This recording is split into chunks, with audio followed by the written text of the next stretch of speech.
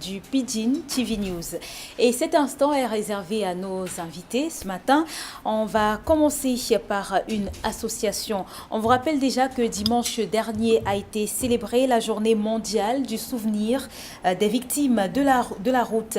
En tant que victimes et association des victimes de la route, nous recevons ce matin, voilà, vous l'avez compris, quelques victimes des accidents de la route qui ont décidé de se constituer en association pour se soutenir mutuellement et bien sûr tenir la main des autres. Et donc ce matin, nous avons sur le plateau de cadence matinale Mirette Madagé. Bonjour Mirette. Bonjour Gladys. Pas la peine de te couper, donc ça va. Tout va bien ce matin? Ça va, ça va. Et au sein de l'association, comment est-ce que ça se passe au quotidien? L'association, déjà c'est l'association des personnes préférées. C'est une association qui identifie et sensibilise les personnes amputées parce que la plupart d'entre nous sont des victimes de la route. Donc ce que nous faisons la plupart du temps, c'est aller dans les hôpitaux, remonter le moral de ces victimes-là. Les personnes préférées. Les personnes préférées, c'est comme ça. Pourquoi est-ce que vous avez décidé de baptiser votre association ainsi? Parce que ce n'est pas tout le monde qui arrive à surmonter un traumatisme comme le nôtre. Moi, en 2012, je marchais. En 2011, je marchais. J'ai fait l'accident. En 2012, je suis aujourd'hui amputée. Je marche avec des béquilles. Je me dis que si moi, je parviens à me lever le matin et porter le pantalon comme je suis ici aujourd'hui, regarder les autres en face, ça veut dire d'une part ou d'une autre, je suis une personne préférée. J'ai le courage et c'est ce courage-là que nous allons dans les hôpitaux donner aux autres gens. D'accord. Merci Mirette. On va également passer la parole ce matin à Orly Bella. Bonjour Orly. Bonjour. Tout va bien? Ça va très bien. Alors, au sein de l'association, tout va bien? Il n'y a pas de dispute? Ça va? Vous réussissez à remonter le moral aux autres? Ça va. Vous déjà, vous avez surmonté votre handicap? Oui, j'ai surmonté. Ça vous a pris combien de temps? Pratiquement 2 ans. Parce que là, j'ai fait l'accident en 2015. Je réussis à surmonter mon handicap, je dis en 2017.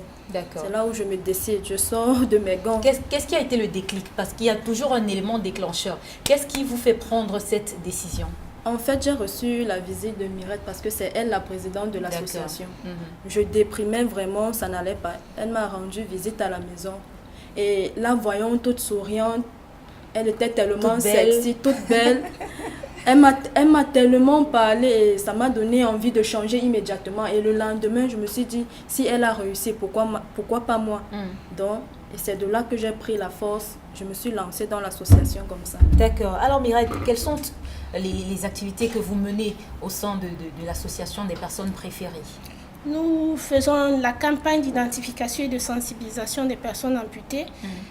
Nous allons dans des hôpitaux, comme j'ai dit tout récemment.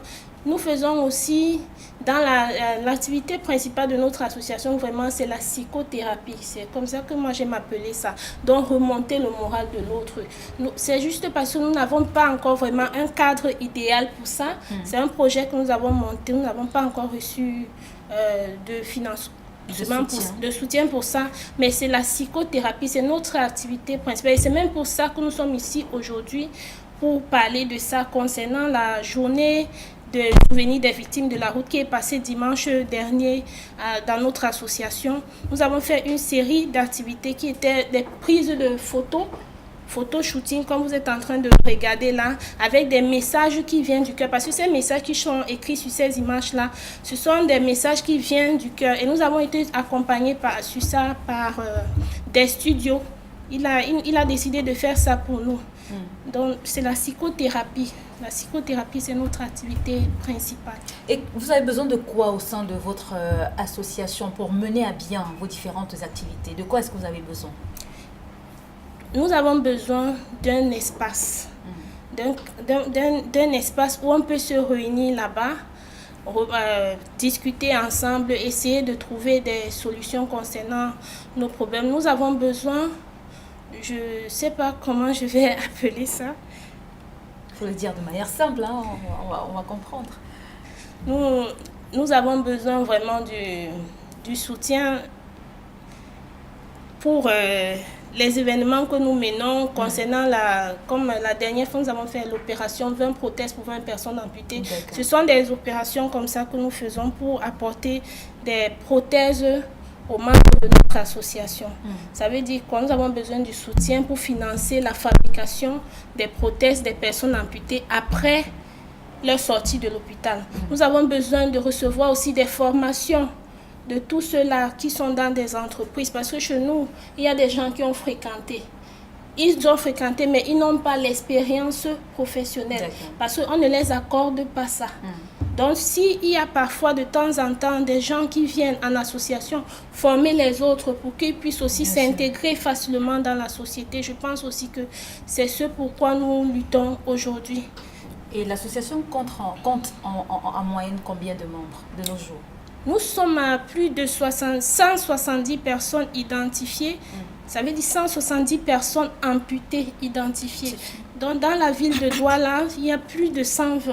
Et quand on regarde ces 120-là, plus de 80 sont des victimes de la route. Notre association appartient à la plateforme camerounaise de sécurité routière nommée Kwali Route. Nous appartenons aussi à la plateforme mondiale de sécurité routière Alliance of NGO for Road Safety. Donc, ce sont des trucs comme ça. Nous essayons vraiment de montrer, de dire au ministère des Transports, oui, que quand on parle de la route, on parle aussi des victimes. Parce qu'on parle toujours de la route, il faut faire comme s'il faut, mais on oublie ces victimes-là. Qu'est-ce que nous devenons après ça? Que deviennent ces morts-là? Que deviennent ces familles? Que deviennent tous ces traumatisés-là? Y a-t-il une prise en charge pour tous ces traumatisés? On ne pense pas vraiment à nous. Nous sommes toujours déclinés de côté.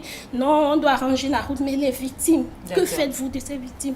C'est pour ça que nous sommes ici aujourd'hui. D'accord, Mirette. Alors, Orly Bella, en tant que victime d'accident de la route, quel message aimerais-tu passer de nos jours aux gens qui t'écoutent? En tant que victime d'accident de la route, j'aimerais d'abord implorer nos comportements. Parce que chacun de nous est coupable à un certain niveau. Le piéton peut-être qui a oublié de marcher là où il faut, peut-être la voiture. Donc j'aimerais implorer, je veux dire, le ministère du Transport et l'État aussi, nous aider dans cette démarche.